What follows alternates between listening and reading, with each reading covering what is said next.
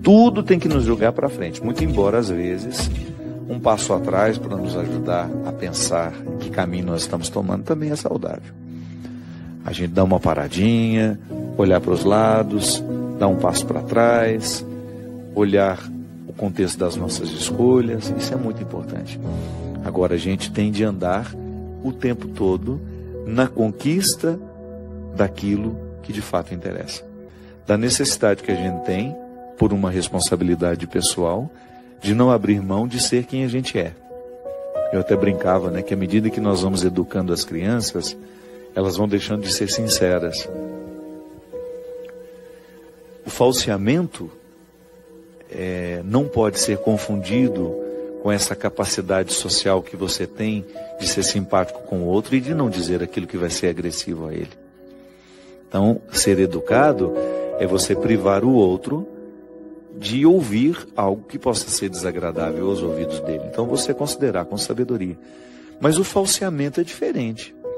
O falseamento é quando você finge uma satisfação quando de fato ela não existe. Então, muitas vezes, nós assumimos o falseamento como uma postura de vida. Não é o outro que vai quebrar essa falsidade em nós. É claro que alguém pode até nos estimular a deixar a falsidade de lado. Mas é a gente que precisa diariamente fazer essa pergunta. Se nós estamos sendo suficientemente verdadeiros com o nosso processo, para que esse processo nos provoque satisfação, realização, que essa vida é uma só. Se eu perco tempo com essa falsidade, com esses falseamentos, eu fico privado de elevar à categoria máxima aquilo que eu sou. E é interessante, né, que às vezes a gente passa boa parte da nossa vida vivendo só a metade do que a gente poderia. Por quê? Porque a gente perde muito tempo com falsidade, com os falseamentos. A gente não faz os enfrentamentos, aí a gente fica ali naquela condição de hipócrita. Porque nem é uma hipocrisia em relação ao outro, que também existe. Eu posso ser hipócrita em relação ao outro, mas eu também posso ser hipócrita numa relação comigo. Quando eu minto, por exemplo, para mim mesmo, nós falamos ali agora mesmo na reflexão da palavra, muitas vezes eu, numa tentativa de me justificar, eu fico enfrentando falsos conflitos que não correspondem à minha realidade. E isso, minha gente, é como ser um doente que se recusa a viver o tratamento. Se você identifica que você está dentro de um relacionamento que não te leva para frente, que só te emperra, você precisa ser honesta com você. Não dá para levar adiante esse relacionamento. O mínimo que você precisa fazer é colocar as cartas na mesa e discutir abertamente quais são as reais intenções dessa pessoa. Você não é um objeto para ser manuseado, para ser colocado numa condição absolutamente desfavorável aos seus anseios como pessoa. É preciso ter muita coragem para viver esse enfrentamento. Mas a partir do momento que você dá este passo no enfrentamento, você vai alcançar alguns territórios que são seus e que até então estavam alienados nas mãos de outros. Isso vai lhe dando ainda mais coragem de buscar mais conquistas. A gente não termina. Essa conquista não termina nunca. A liberdade interior é um processo que nunca vai ter fim.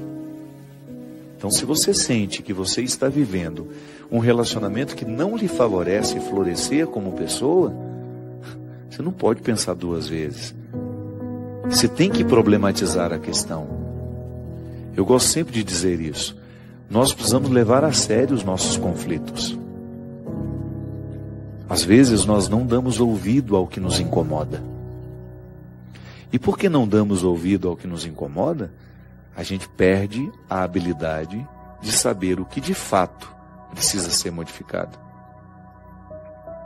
É como você se acostumar a um emprego onde você não cresce, onde você não precisa recrutar a sua inteligência, você fica repetindo a mesma coisa, e aí você olha que uma pessoa muito menos preparada que você realizaria aquela função perfeitamente. Está na hora de você ir embora. Está na hora de você buscar um outro lugar para você. Sabe por quê? Senão você vai começar a se nivelar por baixo. E essa fatura chega.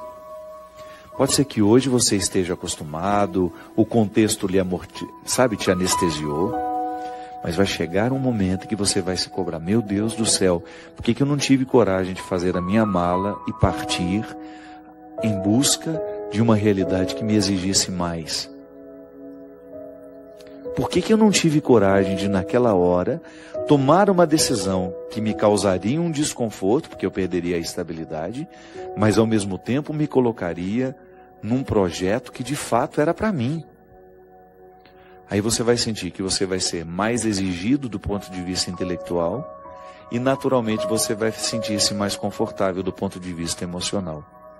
Porque quando nós temos a acomodação do processo intelectual, você começa a nutrir silenciosamente uma insatisfação emocional. Você sabe por quê? O ser humano sabe que pode. Você sabe que pode. Hoje, conversando com uma amiga minha, ela estava me dizendo que ela é empresária. Ela trabalha não com um grupo muito grande de pessoas, mas ela fala assim: eu sempre tive muita habilidade de mandar os meus funcionários embora. Não é fácil, né? Já mandou alguém embora? Eu também não quero ter esse desprazer, deve ser muito desagradável.